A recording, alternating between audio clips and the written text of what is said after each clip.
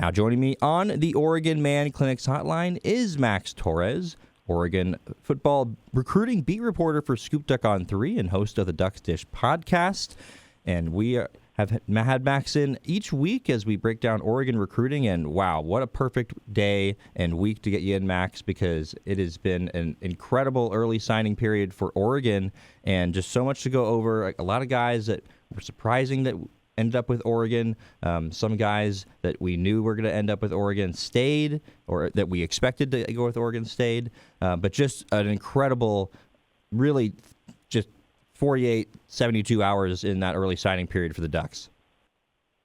It was a crazy one, Justin. I mean, it was nonstop news, it felt like, more so in the earlier part of the day for Oregon. So I guess from my standpoint, nice to kind of get some of that out of the way so you just have all of it to talk about. But just a phenomenal day for Dan Lanning and the Ducks as they go all across the country, all around the country to add more elite talent. And we're starting to see not even just a trend, but Lanning and the Ducks are stacking elite recruiting classes, which is the formula that you want to follow if you want to do big things.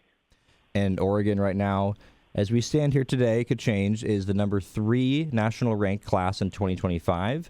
And there's a lot of places we could start, but let's start with the Hawaii quarterback, Jaren Sangapolatele, who we didn't know where he was going to end up between Cal and Oregon. And it sounds like Oregon didn't actually know where he was going to end up until he actually put out his commitment on video. And you got to talk to him, Max. I think you're one of the only people that's gotten to talk to Jaren since his commitment. So what did you learn about Jaren and why he ended up ultimately going with the Ducks? This was a crazy recruitment to cover. Like you said, he kind of went dark on both programs, on Cal and Oregon, in those last 24, 48 hours. And that was kind of what added to some of the drama here. Talked about how he didn't really come to the decision until the night before, so that would be Tuesday night, and just a really stressful 24 hours is what he was telling me. And he couldn't really describe it, but like something within him just wanted to kind of hold on to that decision and hold it in. But he really likes the culture that Dan Lanning is building out there at Oregon, and what he's seen Will Stein do with quarterbacks. It's obviously played a big role. Bo Nix is crushing it in the NFL, and now Dylan Gabriel's having a tremendous year as well. Just won Big Ten Offensive Player of the Year. So I think he just saw all the pieces kind of lining up for him in Oregon, and he's a guy that's not going to be afraid to compete once he gets there. The Ducks are expecting him, it sounds like, the first week of January, and then he'll come back to his home state of Hawaii to play in the Polynesian Bowl before really just going all in, I guess you could say, with Oregon. But that was a bit of a shocker for sure. I think going into that decision, at least when I woke up on Wednesday, I was thinking that he was going to stick with Cal, but he ended up putting that Oregon hat on, and now we got another 5-star quarterback that's coming to Eugene. And I'm sure that Marcus Mariota connection did not hurt, and he won the Marcus Mariota Award just recently. So I think there's a lot of excitement for JKS. We're going to have to get to really familiarize ourselves with his name pronunciation now that he's going to be a Duck. And another guy that I think there was a lot of surprise, at least on my end, I was shocked when I saw this signing. Naeem Offord was rumored to be, when I last was checking in, to Auburn. He was committed to Ohio State, but Oregon somehow finds a way to lock him down. What do we need to know about this one, Max? This was another big drama kind of recruitment, Justin. It was one that was a little bit all over the place, I guess as much as it could be between 3 schools. So just to get people up to speed, he had been committed to Ohio State since February, took an official visit out to Oregon in May or June, kind of around that time frame. But then Auburn really picked up a ton of steam on the back end of this recruitment. That's where all the predictions were going to keep him in his home state. Kind of funny that Alabama was never really mentioned or involved as a big school here, but that's, I guess, beside the point. But there was a lot of drama here. I mean, Oregon was always in the mix. You saw him wearing Oregon gloves at times during his high school games. He was back on campus for the huge win over Ohio State. which I guess is kind of crazy looking back on it, because he ended up saying it was down to sticking with Ohio State or going to Oregon, which was a surprise to me because I thought it was down to Oregon or Auburn. That was kind of what my intel was suggesting. But the Ducks always stayed involved here, and I know he talked about how it wasn't strictly an NIL decision, and he's really confident in what Landon's going to be able to do for him as a player, just developing him into that next level as a defensive back, and we're seeing it all play out in real time. So I think that's one of the points that always surprises me is when people who don't follow Oregon or know about Oregon, not even maybe just as much as me, but like a casual Oregon fan, when they're talking about how it's all just the money. I'm sure Right. that helps Oregon to some degree with regard to NIL, but and the connections to Nike and everything you can do with building a brand. But like, this is the number one team in the country, and they are just crushing it. They're developing talent. They have guys that are playing on Sundays in the NFL. So it really just felt like the perfect storm, and Offord's recruitment was such a big one because it further signifies Oregon's growing presence in the Southeast, where some of the very best football players in the country come from every single year. So that was a fun one. I was really excited to throw my pick in on Wednesday morning for him to flip from Ohio State to Oregon, and it ended up panning out for the Ducks. Yeah, and it's amazing how people conveniently forget that there are other schools that have major donors that are pretty much equally as wealthy as Phil Knight. So it's not like Oregon is this sort of unique NIL hotbed here. So funny how people kind of forget that. But Naeem Offord, part of an amazing secondary class that Oregon was able to haul in 2025. Another guy that we weren't sure whether or not he was end up a Duck, and I is even leaning toward at least me expecting that he wouldn't be a Duck. Brandon Finney from the DMV area, he ends up committing to the Ducks. How big of a signing is this, Max? That was huge. I mean, with that one, even a month or so ago, if you asked me where I thought he was going to end up, I probably would have told you Penn State. They were pushing super hard. Michigan was pushing super hard. And the Ducks were able to get him back on campus during the bye week for an unofficial visit, which seems like that's probably where they were able to swing things back in their favor.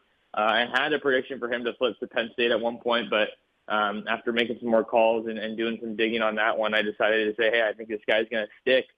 And he's huge. I mean, he's a guy that he's a huge addition. He's a guy that had a tremendous senior year and was a big riser up the rankings, pretty much at whatever site you look at. So for Oregon to continue expanding, going out there to the DMV, they're building a pipeline there as well, is an absolutely massive win. They probably have, Justin, I would wager the best secondary haul in the country for 2025. And as big of a signing as Offord was, I think that we can't gloss over the fact that it's so important for you to not only get those new guys, but retain guys that were already committed to you. And the Ducks did that with Finney, but they had to battle to make it happen. We're talking to Max Torres, Oregon football recruiting for ScoopDuck on 3 and host of the Ducks Dish podcast. And another guy that you got to talk to as well after his commitment was Gavin Nix, who opened up to you about his flip from Miami to Oregon. Another big one, yeah. The Ducks were able to go back out to the Sunshine State. They have 3 players signed from Florida this cycle, and that was a bit of a surprise. It happened before National Signing Day, but there were a lot of linebackers that Oregon was in play with, I guess. Caleb Burns, the Baylor commit, was the biggest one. I thought he was going to be ending up at Oregon, but it seemed like over the past couple of weeks that it was either trending towards him sticking with Baylor or flipping to Oklahoma. So as Oregon lost steam there, well, there had to be some other linebacker that they were going to get, because you weren't going to catch Brian Michalowski empty-handed in his search for future linebackers at Oregon. So he stayed in the mix there. Nix was telling me that they kind of kept their relationship going even after he had committed to Miami. He was really, really what's the word I'm looking for? Just really professional, I would say, in the interview, saying that he didn't want to there was nothing that Miami did wrong, and he would never want to cast a negative light on the program. So very gracious in that aspect. I thought that was admirable. You got to get high character guys added to your program, and that's definitely what Gavin Nix is. The other cool part behind this story is that he had some travel delays when he was coming back from his official visit, stopped in Seattle.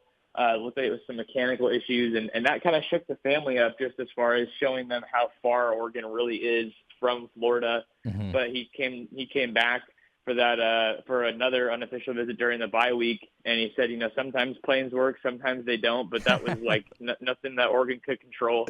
Sure. So he just had to do what was best for him, and it sounded like his heart led him back to Oregon. Well, speaking of guys that are coming from Florida that ended up at Oregon, Dallas Wilson just moving up toward more of the top of Oregon's class. They get the number 1 wide receiver in the class, DeCorian Moore. They get the number 2 wide receiver in the class, Dallas Wilson. It's amazing, Max, that they were able to hang on to him with all these Florida schools going after him. That was huge. I was getting the feel that he was going to stick with Oregon, but I'd be crazy to tell you that I wasn't a little bit nervous when those Florida predictions were coming in on the morning of National Signing Day. Billy Napier has that program headed in a better direction right now after some big wins this season. You got a promising young quarterback in DJ Lagway that looks really, really good. And they were the hottest team in the country probably on the recruiting trail heading into National Signing Day. So I think on the one hand, you weren't that surprised. And on the other hand, you're like, oh, wow, could this actually happen?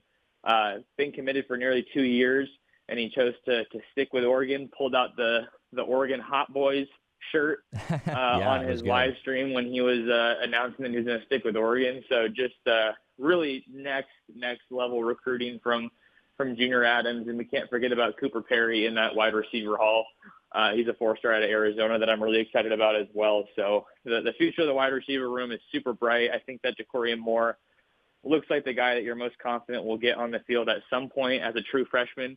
I don't know if he'll start necessarily, but this wide receiver talent is great, and even more important for the Ducks to hang on to Dallas Wilson because you're losing Tez Johnson and Trayshawn Holden next year, maybe Evan Stewart if he goes to the NFL. Mm-hmm. So just a lot of really big developments all around. Well, you've got to recruit up front as well, and if you're going to do that, getting the number 1 guy in Oregon certainly is a good thing to do. Somewhat of a late riser from what I understand after his first game for Central Catholic. We're talking about Zach Staskowski, who ends up flipping from Washington to Oregon along with Blander Plug. Just talk about this recruitment, Max. How big is it for Oregon to not only get Zach because of who he is as a player, but also because he's the number 1 guy in Oregon? It's big. I think if you just take Oregon out of the equation, I think it's recruiting 101 to get the best players in your backyard. And that doesn't always happen for Oregon just because Oregon doesn't produce the level of talent that a lot of these other big states do. But when you do have that guy, you got to go get him. And that's clearly what Alik Terry and the Ducks saw in Staskowski. A little bit of a quote-unquote later offer, obviously coming in September like you alluded to, Justin, but they were all in on him. They got him on campus 3-4 times, I want to say, before he announced that he'd be flipping. That one definitely felt like a matter of when, not if. Mm-hmm. But you still have to tip your cap to Alik Terry, Mike Kavanaugh, Ryan Walk, the rest of that law firm, offensive line coaching staff. And they got another one last night, too. I don't know if we're going to talk about that, but just a really good job here to get the top player in your state and to shore up the trenches even more. Yeah, and just a nice story to get a guy that's in state. Clearly had a little bit of consternation about not getting an initial offer from Oregon, but he ends up going to Oregon, so it seems like it all worked out. And I believe you're referring to Alani Kali. I'm going to try this one more time. This is who you're talking about, right? Alani? Yeah. Or Alai? Excuse me. Okay, I'm going to edit all this out, by the way. All right. The guy that you're referring to, Alai Kalaniuvalu. I'm going to try this one more time. Kalaniuvalu. Alai Kalaniuvalu. Gosh, I hate this. I believe the guy you're referring to is Alai Kalaniuvalu from Bishop Gorman, the interior offensive lineman. He's also had a crazy recruitment. We talked about Offord and Finney that we have not been sure where they're going to go. Alai is another guy that he's been kind of all over the place as well. Yeah, he's been a little bit all over the place. It was a shocking development, I guess, that he chose to flip well, first of all, flipped to BYU and then flipped back to Oregon. I didn't hear as much as a whisper, Justin, about that happening. So that completely caught me off guard, as much as I don't like to say that. But that was just a huge surprise. And I think he's going to be taking a mission trip, so you don't necessarily view him as a 2025 guy, maybe more so 2027 down the line. But the way I see it, it's just kind of a head start on your 2027 recruiting class, right? Mm-hmm. You can never have too many top-tier offensive linemen, and Colin Uvalo is a really talented one. And the second one that Oregon's going to get from Bishop Gorman, the powerhouse program in Las Vegas. So you're continuing to build that pipeline as well. And, I mean, I'm surprised, but I'm not surprised because Dan Lanning is just absolutely cooking, as is the rest of this Oregon staff on the recruiting trail. So you can't rule anything out. And you absolutely nailed his name pronunciation. You are a true professional, Max. I encourage people to follow you on ScoopDuck on 3 and over your Twitter at mtorresports. We have very much appreciated you coming and spending time with me each week to talk about the Ducks recruiting, and it's sort of all culminated with this great class, and I just think you've done such a good job of giving us the insights, and I really encourage people to follow you because I think you're really great at what you do. So we really appreciate you for coming on the show, and hopefully we'll have you back next year. Yeah, once again, really appreciate your time. Well, can't thank you enough for bringing me back on, Justin, and the folks at Fox Sports Eugene. It's something I look forward to every week, and it's kind of like I get to travel out to Eugene, and like I'm back there again. I lived there for a couple years, but I miss it a lot. So can't thank you enough for having me on, and it's been a blast. Yeah, absolutely. It's great to have you back, having a presence in Eugene, and I'm sure we'll talk to you soon. Sounds good. Thank you, Justin.